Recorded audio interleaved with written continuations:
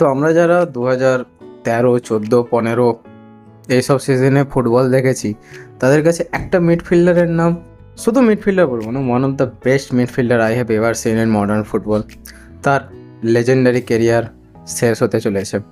প্লেয়ারটার আর কেউ নয় গাইস, ক্রোয়েশিয়ার লুকা মডরিচ। তো 2023-24 রিয়াল মাদ্রিদ সামার ট্রান্সফারে লুকা মডরিচকে ছেড়ে দিচ্ছে। জানি না এরপরে কোন ক্লাবে যাবে, সেটা নিয়ে কোনো আপডেট আমি দেখতে পাইনি। But the thing is that for me Luka Modric is a midfield legend after Mesut Ozil. Of course Mesut ওজিলের পরে লুকা মডরিচ জাস্ট জিনিয়াস। তো আমি যখন অ্যাজ এ বার্সেলোনা ফ্যান, যখন লা লিগা দেখতাম, ইউসিএলও দেখতাম, তখন রিয়াল মাদ্রিদের মিডফিল্ডার টনি ক্রুস এবং মডরিচ, এই দুটো ছিল পিলার। তো যেহেতু টনি ক্রুস তার লেজেন্ডারি ক্যারিয়ারের এন্ড করতে চলেছে, তার লেজেন্ডারি ক্যারিয়ারের এন্ড চলে এসেছে, তো এই মুহূর্তে একটু মডরিচকে নিয়ে আলোচনা করা যাক। মডরিচের হিস্ট্রি, জিওগ্রাফি, সে কী কী অ্যাচিভ করেছে তার ফুটবলিং ক্যারিয়ারে, কেন সে লেজেন্ড, কেন আমি বলছি one of the best midfielder that modern football has ever created. তো ফার্স্ট অফ অল 9 সেপ্টেম্বর 1985 ক্রোয়েশিয়াতে লুকা মডরিচের জন্ম হয়। এখন কারেন্টলি বয়স 38। ওকে, লুকা মডরিচ 2004 সালে আইএনকে ইন্টার চ্যাপরিস্ক, একটু প্রোনাউন্সিয়েশনের প্রবলেম হতে পারে, আমি লোগো এবং নাম দুটোই দিয়ে দেবো। 2004 সালে সেখানে কন্ট্রাক্ট পায়।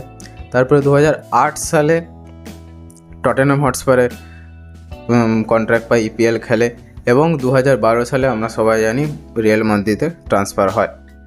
তো লুকা মডরিচ কী কী করেছে লাইফে, কেন বেস্ট মিডফিল্ডার এবং মডার্ন ফুটবলে one of the best midfielder আমার দেখা অন্তত। তো কী কী করেছে, সব থেকে যেটা প্রথম কাজ করেছে সেটা হচ্ছে গেম মেকিং গাইস।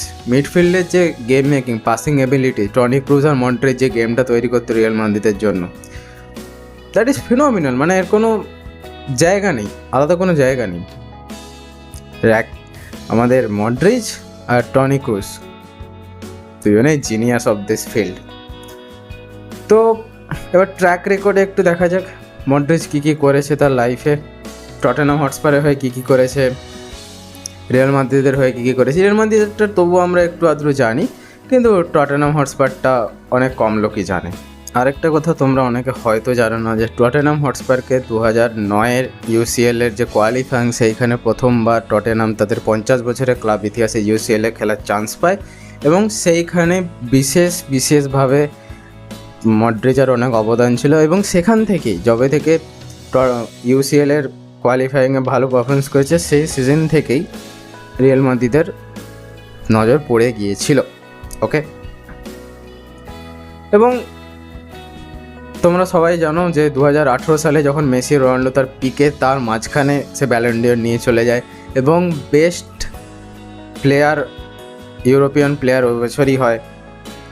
তো অনেক, মানে যদি ক্রোয়েশিয়াতে না জন্মাতো তাহলে মেবি একটা ওয়ার্ল্ড কাপও পেয়ে যেত। এবং আমরা সবাই জানি 2018 সালে ক্রোয়েশিয়ার সেই লেজেন্ডারি রোড টু দ্য ফাইনালে একটু মিডিওকার পারফরমেন্স হয়েছে, কারণ সামনে সেই ফ্রান্স ছিল, সেই এমবাপে, সেই গ্রিজম্যান, সেই ভারানেস, আবার গোলকিপিংয়ে আমাদের হুগো লরিস। তখন ওই ফ্রান্সের সামনে টেকা একটু চাপ ছিল, কিন্তু ক্রোয়েশিয়া যে গেমটা খেলেছে through out the world cup, that is unbeatable. কিছু লোক তো আবার বলেও দিচ্ছিল যে ক্রোয়েশিয়ায় ওয়ার্ল্ড কাপটা হয়তো নিয়ে যাবে, আমারও কিছুটা মনে হচ্ছিল, কিন্তু ফ্রান্স নিয়ে যায় 2018 সালে ওয়ার্ল্ড কাপ, সেটা আমরা সবাই জানি। এবং সব থেকে বড় কথা হচ্ছে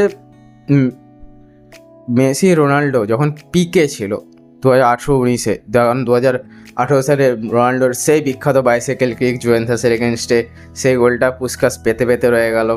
তো এইসবের মাঝখানে, এবং মেসিরও সেই লিভারপুল এগেনস্টে সেই ফ্রি কিকটা চ্যাম্পিয়ন্স লিগে, তো মেসি রোনাল্ডো তো পিকে ছিল বার্সেলোনা রিয়াল মাদ্রিদে, কিন্তু তার মাঝখান থেকেও 2018 সালে most decorated player, European best player এবং ব্যালন ডিওর, তিনটেই লুকা মডরিচ নিয়ে যায়। তো আমার কাছে অন্তত গেম মেকিংয়ের তরফ থেকে, যে কার গেম অ্যাওয়ারনেস, কাকে পাস দেবো, বলটা কাকে পাস দিলে যাবে, গেমটা কিভাবে স্পিড আপ করা যায়, সেটার দিক দিয়ে মডরিচের কোনো তুলনা নেই গাইস। কোনো তুলনা নেই, যে যাই বলুক। ম্যাসুট ওজিলের পরে যে প্লে মেকিং অ্যাবিলিটি, ম্যাসুট ওজিলের মতো হয়তো সেরকম পাসিং অ্যাবিলিটি ছিল না, কিন্তু যে গেম মেকিং অ্যাবিলিটি সেটা দুর্ধর্ষ, জাস্ট দুর্ধর্ষ। তো এরপরে কী কাপ পেয়েছে এবং লুকা মডরিচ এত বড় লেজেন্ডারি প্লেয়ার, এত কাপ পেয়েছে, এত চ্যাম্পিয়নশিপ পেয়েছে যে আমাকে লেজিট লিখে রাখতে হয়েছে। তো মুখে বলা কোনোভাবেই সম্ভব নয়, আমি দেখে দেখে বলছি, ঠিক আছে। তো প্রথমেই আসি 2018 সালে ব্যালন ডিওর, 2018 সালে UEFA best European player, FIFA best men's player 2018, Croatian player of the year 6 বার, ইউসিএল 5টে, ক্লাব ওয়ার্ল্ড কাপ 4টে, লা লিগা 4টে, উয়েফা সুপার কাপ 4টে, স্প্যানিশ কাপ 2টো, স্প্যানিশ সুপার কাপ 5টে, ক্রোয়েশিয়ান চ্যাম্পিয়নশিপ 3টে, Croatian cup 2টো, Croatian super cup 1টা। তো এতগুলো কাপ আছে। এবং অবশ্যই ক্রোয়েশিয়ার ন্যাশনাল টিমের মোস্ট ক্যাপড প্লেয়ার এবং ক্রোয়েশিয়ার ন্যাশনাল টিমের মোস্ট গোল দুটোই মডরিচের কাছে আছে। আমি জানি না এরপরে মডরিচ কোথায় যাবে, কোন ক্লাবে যাবে, ইপিএলে যাবে নাকি আমাদের সবার মতো সেই রকম সাউদি লিগে চলে যাবে, যেমন সবার প্লেয়াররা টাকার জন্য লাস্ট অবধি সাউদিতেই খেলছে। এবং অফকোর্স কিছুটা তো প্রমোশনের জন্য, শুধু টাকার জন্য নয়। কিন্তু আমি খুশি, সত্যি কথা বলতে ভিডিওটা বানানোর এটাই কারণ যে এই সমস্ত লেজেন্ডারি প্লেয়ারদের খেলা দেখে আমি বড় হয়েছি। আমার জেনারেশনের সমস্ত ছেলেপুলে বড় হয়েছে। Toni Kroos, Modric, Manuel Neuer, Messi, Ronaldo, Griezmann, Neymar, অনেক আছে, সোয়াইনস্টাইগার, মুলার, রবেন, ড্রোগবা, বললে শেষ হবে না। মানে we live the best sporting এরা। সে ক্রিকেটের তেন্ডুলকার, ধোনি, বাস্কেটবলে ব্রায়ান জর্ডান, ফুটবলে মেসি, রোনাল্ডো, সমস্ত জায়গায়, প্রত্যেকটা জায়গায় যে লেজেন্ডারি যে ব্যাটেল অফ স্পোর্টসিং ইভেন্টস, প্রত্যেকটা স্পোর্টসে, শুধু ক্রিকেট ফুটবল বলে বলছি না, সমস্ত স্পোর্টসের লেজেন্ডারি প্লেয়ারদের ব্যাটেল কিছুটা হলেও আমি দেখেছি। আমি খুব খুশি লুকা মডরিচের খেলা দেখে। এবং আমার মতে লুকা মডরিচের লাইফের এতগুলো কাপ বাদে সব থেকে বড় অ্যাচিভমেন্ট 2018 সালে ফিফা ওয়ার্ল্ড কাপ ফাইনাল খেলা। জিততে পারেনি, এবং হ্যাঁ বলে রাখা ভালো, ওইবারে গোল্ডেন বলও লুকা মডরিচই পেয়েছিল ফাইনালে। যেমন 14 সালে ওয়ার্ল্ড কাপে ওখানে আর্জেন্টিনার মেসির মুখটা, সেরকম লুকা মডরিচের মুখটা এমবাপের পাশে, ছবিটা আমার কাছে আছে, ছবিটা আমি অবশ্যই দিয়ে দেবো। তো thank you Luka Modric, European ফুটবলে তোমার অবদানে, ক্রোয়েশিয়ান ফুটবলে তোমার অবদানে, রিয়াল মাদ্রিদে তোমার অসাধারণ পারফরমেন্সে, এবং টটেনহাম হটস্পারেও।